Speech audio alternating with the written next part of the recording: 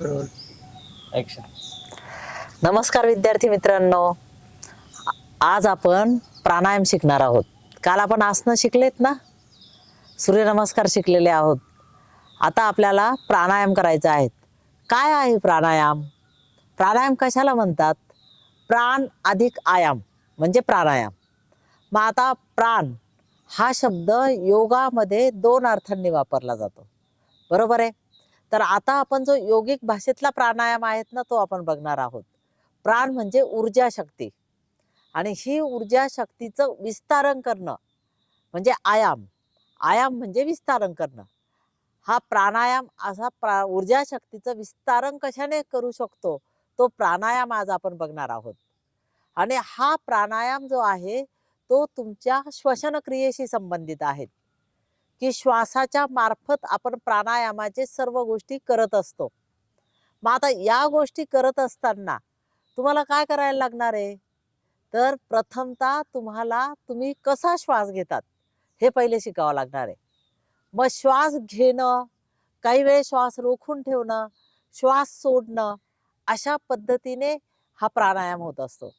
श्वास घेण्याच्या क्रियेला पूरक म्हणतात, श्वास रोखून ठेवण्याला कुंभक म्हणतात, आणि श्वास सोडण्याच्या क्रियेला योगिक भाषेमध्ये रेचक म्हणतात. म्हणूनच पातंजल ऋषींनी फक्त आपण श्वास तर घेतोच, आपण जिवंत आहोत याचं लक्षणच श्वास घेणं आहे. म्हणजे श्वास आहे म्हणून आपण आहोत. पण मात्र हा श्वास जर आपण व्यवस्थितरित्या घेतला, त्या श्वासाला आपल्याला कधी गतीचा विच्छेद करता आला, कधी आपल्याला विशिष्ट लयीत घेता आला, तर तोच प्राणायाम आहे. म्हणूनच पातंजल ऋषींनी त्यांच्या योगसूत्रात लिहून ठेवलेलं आहे, श्वास प्रश्वास. पहिले त्यांनी असं सांगितलंय पण त्याच्यामध्ये, की तुम्हाला पहिले आसनांमध्ये दृढता आणायची आहे. आसनांमध्ये दृढता आणल्यानंतर तुम्हाला काय करायचंय, श्वास प्रश्वास गतीवरती विच्छेद आणायचा आहे. अशा पद्धतीने त्यांनी सांगितलेलं आहे. म्हणजे पहिले तुम्हाला आसनांच्या द्वारे शरीरामध्ये एक प्रकारची स्थिरता आणि दृढता आणायची आहे, आणि त्याच्यानंतर तुम्हाला काय करायचंय, प्राणायाम करायचा आहे. तस्मिन सती योग म्हणजे तुमचा तस्मिन सती श्वास प्रश्वासा योग गती विच्छेदहा प्राणायाम. म्हणजे या पद्धतीने त्यांनी योगसूत्रामध्ये सांगितलंय. तस्मिन सती म्हणजे तुम्हाला प्रथमतः काय करायचं आहे, तर तुम्हाला प्रथमतः तुमच्या आसनांद्वारे शरीरामध्ये दृढता आणि स्थिरता आणायची, आणि त्याच्यानंतर तुमच्या श्वास प्रश्वासावर श्वास घेणं आणि सोडणं या गतीवरती तुम्हाला काय करायचं, त्याचा विच्छेद करायचा आहे, आणि या पद्धतीने तो प्राणायाम करायचा आहे. आणि आपण बघितल्याप्रमाणे पूरक, कुंभक आणि रेचक या 3 गोष्टींना बघूनच आपण हे करणार आहोत. तर विद्यार्थी मित्रांनो, प्राणायामामध्ये आपण काय करणार आहोत, तर तुम्ही नैसर्गिक श्वसन करत असतात, नैसर्गिकरित्या त्याच्यावर आपला कंट्रोल नसतो. तर पहिले फक्त हा नैसर्गिक श्वसन जे आहे ते सजगतेने करायचं आहे. तर नैसर्गिक श्वसन सजगतेने करत असताना आपल्याला कसं करायचं आहे ते श्वसन, तर श्वास दीर्घ श्वास घ्यायचा असतो. त्याच्यानंतर काय करायचं असतं, तो श्वास आपण सोडत असताना जेवढा श्वास घेण्यासाठी वेळ लागला त्याच्यापेक्षा जास्त कालावधी लागेल असा विचार करून आपण श्वास घ्यायचा असतो, पण मात्र तो सजगतेने घ्यायचा असतो. हे झालं नैसर्गिक श्वसन. त्याच्यानंतर तुम्हाला उदर श्वसन. उदर श्वसन म्हणजे पोटातून श्वसन. ज्या वेळेस आपण श्वास घेतो तेव्हा आपलं श्वासपटल जे आहे त्या उदराकडे जातं, पोटाकडे जातं.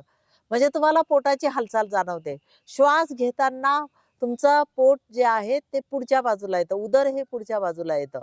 श्वास सोडताना उदर हे तुमचं मध्ये जातं, आतमध्ये जातं. अशा पद्धतीने हे उदर श्वसन होतं. याच्यामध्ये काय होतं, की तुमच्या उदरामधले जे स्नायू आहेत, जे अवयव आहेत, त्यांना एक प्रकारची हालचाल होत असते, त्यांचा मसाज पण त्या ठिकाणी होत असतो. यानंतर आपण जे बघणार आहोत ते आहे तुमचं चेस्ट मधलं श्वसन, म्हणजे तुमचं हृदयामधलं श्वसन, तुमचं त्या ठिकाणी असलेलं छातीमधलं श्वसन. मग इथे काय होतं, तुमचं श्वासाचा जी लांबी आहे ती थोडी कमी होते. तुम्ही छातीतूनच श्वास घेतात आणि छातीतूनच श्वास सोडतात.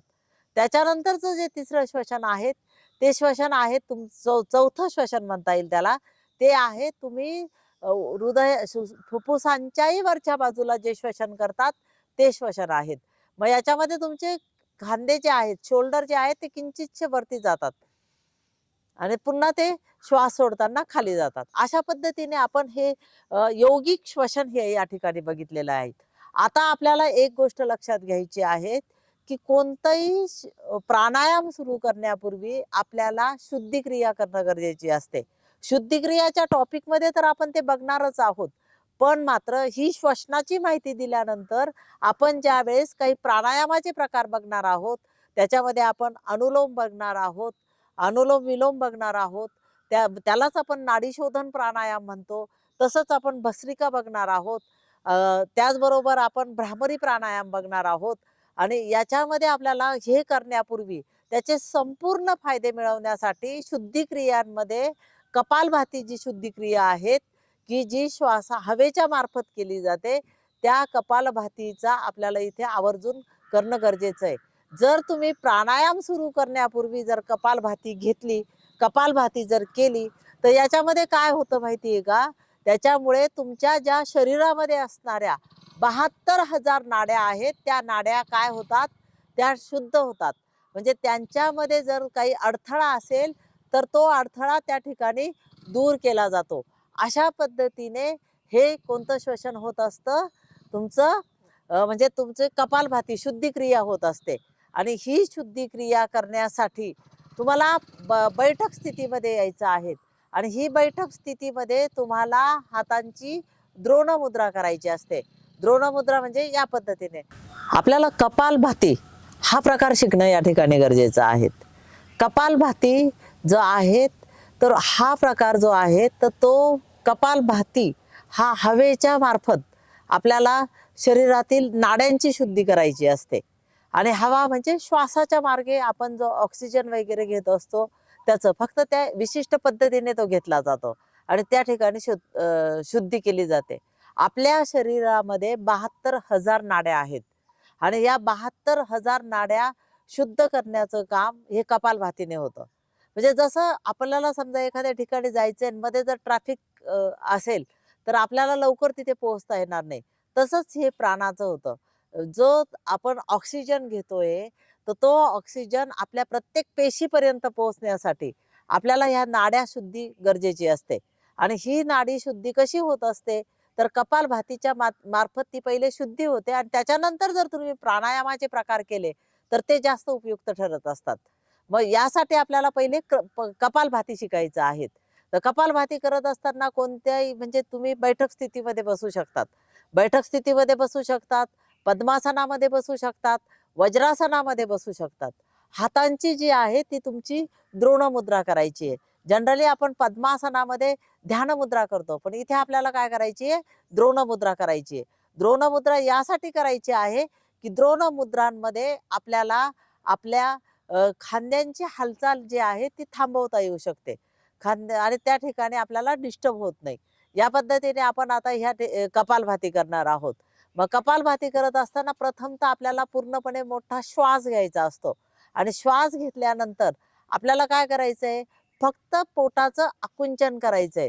पोटाचं आकुंचन केलं म्हणजे श्वासपटल आपोआप वरती जातं आणि श्वास तुमचा नाकाने बाहेर पडतो. म्हणजे या पद्धतीने आपण मोठा श्वास घेतला आणि नंतर काय करायचंय? धक्का दिल्यानंतर या पद्धतीने तो होत असतो.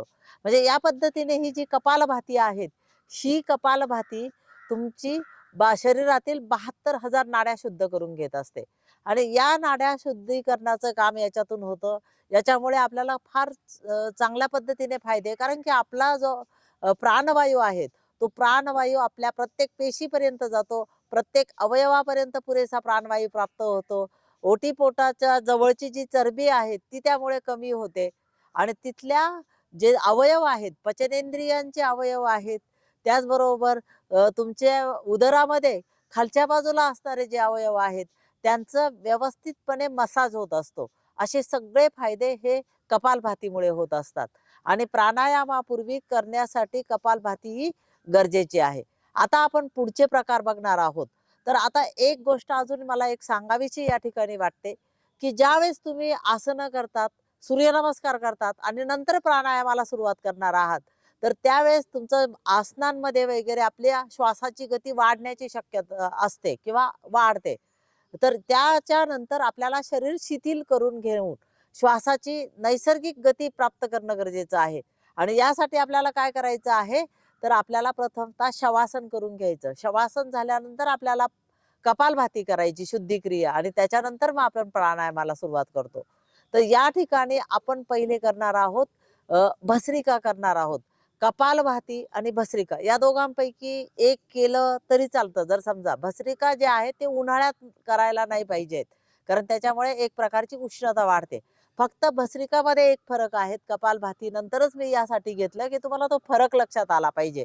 तर याच्यामध्ये काय होतं, तर तुम्हाला श्वास जो आहे, आपण कपालभातीमध्ये श्वास पूर्णपणे उदरापर्यंत घेतलेला होता, म्हणजे श्वासपटल पूर्णपणे खाली गेलं होतं आणि पोटाला आपण आकुंचन करून श्वास बाहेर आला होता. इथे आपल्याला काय करायचंय, आपल्याला फक्त आपल्या फुफ्फुसांपर्यंत श्वास घ्यायचा, फुफ्फुसांनंतरच आपल्याला श्वास सोडायचा आहे. फक्त त्याची गती जास्त स्पीडली असणार आहे. आता तो जास्त स्पीडले गतीमध्ये आपल्याला करायचं, श्वास घ्यायचा आणि सोडायचा. श्वास उच्छवास जो आहे तो अशा गतीने करतो की असा आवाज त्याच्यामध्ये येत असतो. या पद्धतीने आपण हा भस्त्रिका प्राणायाम करत असतो. आणि या जसं लोहारा म्हणजे कपालभातीला तर लोहाराच्या भात्याप्रमाणे तो पोटाची हालचाल होत असते, तसं या ठिकाणी सुद्धा भस्त्रिका करत असताना हा आवाज येत असतो आणि फक्त हा वरच्या बाजूने होत असतो. याच्यामुळे शरीरामध्ये कफ वगैरे तुमचा बाहेर पडत असतो आणि एक प्रकारची उष्णता आपल्या शरीरामध्ये निर्माण होत असते. आता आपल्याला जो पुढचा प्राणायाम करायचा आहे तो आहे अनुलोम विलोम. आता अनुलोम विलोम करत असताना काय करायचं आहे, तर अनुलोम विलोम करत असताना त्यालाच नाडी शोधन प्राणायाम पण म्हटलं जातं. याच्यात प्रथमतः आपल्याला प्रणव मुद्रा करायची असते. आता प्रणव मुद्रा ही नेहमी उजव्या हाताने करायची असते. ज्यांना उजव्या हाताने शक्य नाही त्यांनी मग डाव्या हाताने करायची. मग उजव्या हाताने ही प्रणव मुद्रा करत असताना आपला ज्या अंगठ्याजवळचे जे तर्जनी आणि मध्यगा जे आहेत त्यांना मुडपून घ्यायचं या पद्धतीने आणि इकडे जी अनामिका आहेत ती अनामिका आणि तुमचं जी करांगुली आहेत ती सरळ असणार आहे. या पद्धतीने ही झाली प्रणव मुद्रा. आता या प्रणव मुद्रामध्ये उजव्या हाताने आपण जर करत आहोत तर हा हात जो आहे तो आपल्या शरीराला लागून ठेवायचा आहे. म्हणजे आपण ज्यावेळेस प्राणायाम करतो, अनुलोम विलोम करतो, त्यावेळेस तुमच्या हातांना कळ येणार नाही किंवा तुमचं लक्ष त्यासाठी विचलित होणार नाही. यासाठी या पद्धतीने करायचं आहे. याच्यानंतर प्रणव मुद्रा पूर्ण झाल्यानंतर तुम्हाला प्रथमतः उजव्या अंगठ्याने म्हणजे अंगठ्याने तुमचा उजव्या नाकपुडी बंद करायची. इथे तुमची एक प्रवृत्ती होते जास्त प्रेस करण्याची. तसं करायचं नाही. फक्त अलगद जरी तुम्ही त्या ठिकाणी अंगठा ठेवला तरी ती नाकपुडी बंद होते. मग उजवी नाकपुडी बंद केल्यानंतर तुम्हाला डाव्या नाकपुडीने श्वास घ्यायचा आहे. डाव्या नाकपुडीने श्वास घ्यायचा. त्याच्यानंतर ही जी अनामिका आहेत, अनामिकाने तुम्हाला काय करायचं आहे, तुमची डावी नाकपुडी श्वास घेतल्यानंतर बंद करायची आणि जी तुमची करांगुली आहेत ती तुम्हाला सरळच ठेवायची. या पद्धतीने तुम्ही प्रथमतः डाव्या नाकपुडीने श्वास घेतलेला आहे म्हणजे तुम्ही पूरक केलेलं आहे. डाव्या नाकपुडीने दोन्ही नाकपुड्या बंद केल्या म्हणजे तुमचं कुंभक चालू आहे आणि याच्यानंतर मग उजव्या नाकपुडीने श्वास सोडायचा आहे, म्हणजे हे रेचक केलेलं आहे. असेच तुम्हाला आवर्तन करायचे. डावीने तुम्हाला प्रथमतः घ्यायचं आहे, नंतर तुम्हाला कुंभक करायचंय, नंतर उजवीने सोडायचंय. आता याच्यानंतर काय करायचं, उजवी नाकपुडी तुम्ही उघडलेली आहे म्हणजे उजव्या नाकपुडीचा जो अंगठा बाजूला गेला आहे. आता तुम्हाला उजव्या नाकपुडीने श्वास घ्यायचा आहे. दोन्ही नाकपुड्या बंद करायच्या आहेत आणि आता डावीने सोडायचं आहे. म्हणजे एक चक्र पूर्ण झालं. डावीने तुम्हाला पूरक करायचं, नंतर दोन्ही नाकपुड्या बंद होतील. दोन्ही नाकपुड्या बंद झाल्या म्हणजे कुंभक होईल. यानंतर तुम्हाला उजवीने श्वास सोडायचा आहे. म्हणजे उजवी नाकपुडीचा तुमचा अंगठा बाजूला करून तुम्ही श्वास सोडणार आहात, म्हणजे त्याला रेचक म्हणतात. नंतर तुम्हाला उजव्याच नाकपुडीने पूरक करायचं म्हणजे श्वास घ्यायचा आहे. परत कुंभक करायचं दोन्ही नाकपुड्या बंद करून आणि नंतर तुम्हाला डाव्या नाकपुडीने श्वास सोडायचा. असं एक चक्र पूर्ण होतं. असं तुम्ही अनेक आवर्तनं करू शकतात. याच्यामुळे काय होतं, तुमचं सूर्यनाडी आणि चंद्रनाडीचं वहन व्यवस्थित होत असतं. तुमच्या मनाला खूप छान पद्धतीने शांती प्राप्त होत असते. शरीरातील प्रत्येक अवयवापर्यंत तुमचा प्राणवायू पोहोचतो. प्राणवायू पोहोचतो, प्रत्येक रक्ताच्या प्रत्येक घटकापर्यंत पोहोचतो. त्याच्यामुळे रक्त शुद्धीकरणासाठी मदत होते. आणि यामुळे तुम्हाला एक लयबद्धता साधता येते. आणि या पद्धती याला सुद्धा अनुलोम विलोमला सुद्धा नाडी शोधन प्राणायाम म्हटलं जातं. याच्यामधून सुद्धा तुमच्या नाडींमधून जे प्राणवायूचं वहन आहे त्याचं संतुलितपणा त्याच्यामधून साधता येत असतो. आणि याच्यामध्ये तुमची एकाग्रता साधता येते. ज्यांना मायग्रेनचा त्रास आहे त्यांच्यासाठी हे अनुलोम विलोम खूप उपयुक्त आहेत. आपल्यासारख्या विद्यार्थ्यांसाठी तर यामध्ये तुम्हाला तुमच्या अभ्यासामध्ये काही अडथळा निर्माण होत असेल, तुमचं कॉन्सन्ट्रेशन होत नसेल, किंवा तुम्हाला डोळ्यांचा त्रास होतोय, की तुम्ही जास्त वाचन केलं, कम्प्युटरवर जास्त काम केलं, त्याचबरोबर मोबाईलवर पण तुम्ही भरपूर गोष्टी करत असतात, तर याच्यामुळे जो डोळ्यांना त्रास होतो, तर डोळ्यांची दृष्टी सुधारण्याबरोबरच डोळ्यांचं आरोग्य चांगलं राहण्यासाठी हा अनुलोम विलोम हा उपयुक्ततेचा आहे. आणि एकाग्रता साधणं हे जास्त महत्त्वपूर्ण आहे त्याच्यामध्ये. आणि सूर्य आणि चंद्र नाडीचं वहन पण त्याच्यामुळे संतुलन होत असतं. आता यानंतर आपण करणार आहोत भ्रामरी प्राणायाम. भ्रामरी म्हणजे भ्रामरी हा शब्द सुद्धा जो आहे, हे सगळे शब्द योगशास्त्रामध्ये मधले जे शब्द आहेत ते शब्द तुम्हाला कोणत्या तरी समजा विशिष्ट पद्धतीचा, आता याच्यात भुंग्याप्रमाणे आवाज होतो म्हणून त्याला भ्रमरावरून भ्रामरी प्राणायाम नाव दिलेलं आहे. तर हा जो भ्रामरी प्राणायाम आहे हा मुख्यतः तुमचा मेंदूमध्ये किंवा तुमच्या शरीरामध्ये प्रत्येक पेशीपर्यंत स्पंदन निर्माण करत असतो. त्याच्यामुळे जो शरीरामध्ये असणारा मलाचा जो आहे तो निचरा होऊन जात असतो. याचबरोबर विद्यार्थ्यांना अत्यंत उपयुक्त यासाठी आहे की याच्यामध्ये तुमची एकाग्रता साधली जाते, स्मरणशक्तीचं केंद्र जागृत होतं आणि त्याच्यामुळे तुमचं जे बुद्धीचा विकास होत असतो, मनाचा विकास होतो, बुद्धीचा विकास होतो, शरीर आणि मनाची तालबद्धता साधली जाते. याच्यामुळे भ्रामरी प्राणायाम गरजेचा आहे. भ्रामरी प्राणायाम करत असताना आपल्याला दोन्ही हातांचा पण उपयोग करून घ्यायचा असतो. याच्यामध्ये त्या ठिकाणी वेगवेगळ्या मुद्रा आहेत त्याचा वापर केला जातो. पण मी तुम्हाला अगदी साध्या सोप्या भाषेत सांगते की तुमचं जे अंगठा जो आहे तो तुम्ही बॅक साईडला ठेवा, चारही बोटं ही जी आहेत ती समोर ठेवा आणि या पद्धतीने डोळ्यांवर ठेवायची. डोळ्यांना प्रेस करण्याची वृत्ती होते किंवा प्रेस केले जातात तसं करायचं नाही, अलगट ठेवायचे, डोळे बंद करायचे. आणि तुमचा जो अंगठा आहे तो तुमच्या जर तुमचं नख वाढलेलं असतील, मुलं आजकाल नख वाढवण्याची प्रवृत्ती निर्माण आहेत म्हणजे तुमच्यामध्ये, तर ते जर वाढलेलं असेल तर तुम्ही कानाला इजा करू शकता. त्याच्यासाठी काय करायचं, कानाच्या ह्या समोरची जी पाळी आहे त्याच्यावर प्रेस करायचं, म्हणजे कान बंद होतात. आणि या पद्धतीने तुम्हाला काय करायचंय, प्रथमतः श्वास घेऊन घ्यायचा आहे. श्वास घेतल्यानंतर तुम्हाला तुमच्या नाकातून एक प्रकारे आवाज येतो, तो भुंग्याप्रमाणे आवाज काढत तुम्हाला श्वास बाहेर सोडायचा. श्वास नाकानेच बाहेर सोडायचा हे लक्षात घ्या. परत एकदा तुम्ही कृती करायची. श्वास घ्यायचा आहे पूर्णपणे आणि भुंग्याचा आवाज काढत तो आवाज निर्माण होत असतो तसाच, आणि त्या पद्धतीने श्वासपटलामधून तो आवाज काढत तुम्हाला भ्रामरी प्राणायाम करायचा आहे. आणि या पद्धतीने हा विशिष्ट पद्धतीचा तालबद्ध पद्धतीने हा आवाज होत असतो. याच्यामध्ये अजून प्रगत गोष्टींनी जर बघायचं झालं तर याच्यामध्ये भ्रामरी पूरक, भ्रामरी रेचक अशा अनेक आहेत. पण तुम्हाला बेसिक लेवलला तुम्हाला हे भ्रामरी प्राणायाम तुम्ही या पद्धतीने शिकू शकतात. डोळ्यांवर कुठेही ताण नाहीये, कुठेही शरीरावरती ताण नाहीये, चेहऱ्यावरती ताण नाहीये. अशा पद्धतीने हा प्राणायाम करायचा असू द्या. कपालभाती असू द्यात, अनुलोम विलोम असू द्यात, भ्रामरी असू द्यात, प्रत्येक वेळेस तुम्हाला ही गोष्ट लक्षात घ्यायची आहे. आणि कोणताही प्राणायाम करण्यापूर्वी आपण पहिले आपला श्वास हा सोडायचा आहे आणि नंतर मग आपल्याला श्वास घेऊन त्या कृती करायच्या आहेत. या पद्धतीने आता आपण भ्रामरी प्राणायाम केलेला आहे. आणि या पद्धतीने आता आपल्याला जर भ्रामरी प्राणायाम झाल्यानंतर ओंकाराने आपण सांगता करू शकतो. याच्यामध्ये ओंकार जो योगिक ओंकार आहे तो पण या निमित्ताने मी तुम्हाला या ठिकाणी सांगते. 3.5 मात्रांचा हा ओंकार असतो. अ, उ आणि म या हे 3 शब्द आणि त्याच्यावर असणारी मात्रा म्हणजे जो अनुस्वार आहे असा अर्धा, असा 3.5 मात्रांचा हा ओंकार असतो. तर याच्यामध्ये अ साठी साधारणतः 3 सेकंद, उ साठी 2 सेकंद आणि मकार साठी 5 सेकंद किंवा तुमची जशी व्हायटल कॅपॅसिटी आहे तसा तो वाढवायचं आहे, लांबवत न्यायचं आहे. मकारासाठी 5 सेकंदाच्या वरती तुम्ही किती वेळ करू शकता तुमच्या क्षमतेनुसार. तर आता हा जो ओमकार आहे, अला तुमचे ओठ पूर्णपणे उघडे असतात, ओला काही प्रमाणात ओठ बंद होतात आणि मला पूर्णपणे ओठ बंद होतात आणि नाकातून तुमचा मकार होत असतो. अशा पद्धतीने हा जो ओंकार आहे याच्यामध्ये पण शरीरामध्ये पूर्ण स्पंदन निर्माण होतात, एकाग्रता साधली जाते, त्याच्याबरोबर मन आणि शरीराचं संतुलन साधलं जातं.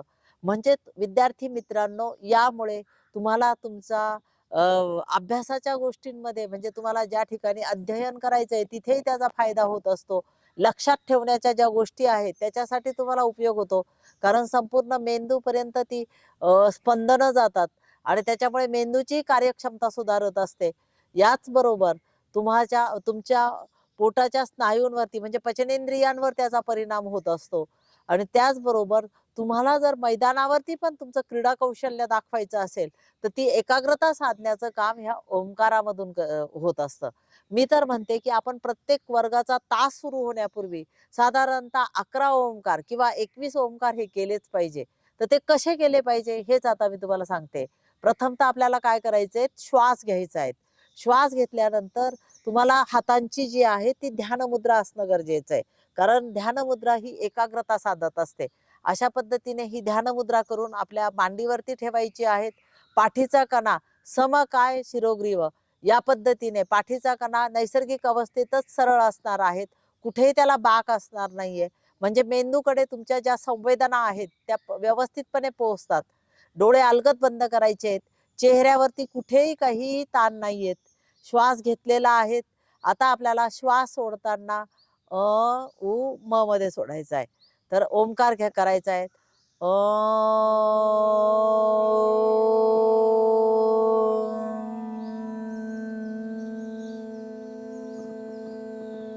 अशा पद्धतीने तुम्ही ते ओमकार करायचे.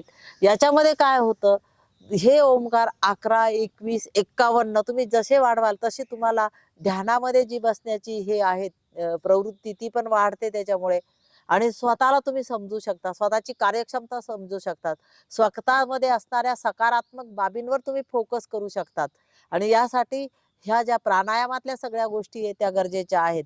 प्राणायाम करताना कधीही तुम्हाला जी ध्यानात्मक आसनं आहे त्याच्यामध्ये करायची, मग ते सुखासन असू शकतं, ते पद्मासन असू शकतं, स्वस्तिकासन असू शकतं, वज्रासन असू शकतं. या आसनांमध्ये तुम्ही करत असतात आणि समकाय शिरोग्रीव अवस्था असते.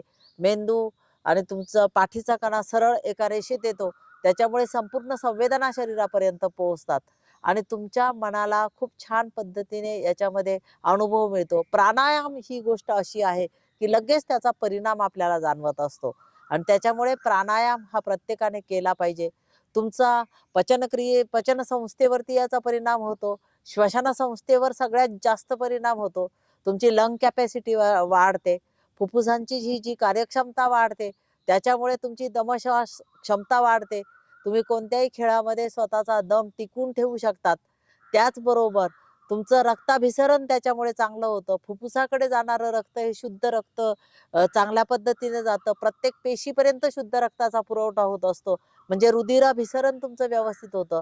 त्याचबरोबर अंतःस्रावी ग्रंथींवर खूप चांगला परिणाम होतो. म्हणजे ह्या संपूर्ण शरीराची क्रिया तुमची चांगल्या पद्धतीने चालू शकते.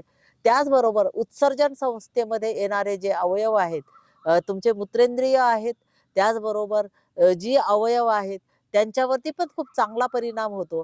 म्हणजे एकंदरीत प्राणायामाचा संपूर्ण शरीरावर परिणाम होतो. शरीरावर तर परिणाम होतो, त्याचबरोबर तुमच्या मनावर त्याचा खूप चांगला परिणाम होतो. मन आणि शरीर यांचं संतुलन साधलं जातं आणि सकारात्मकता तुमच्यामध्ये निर्माण होत असते.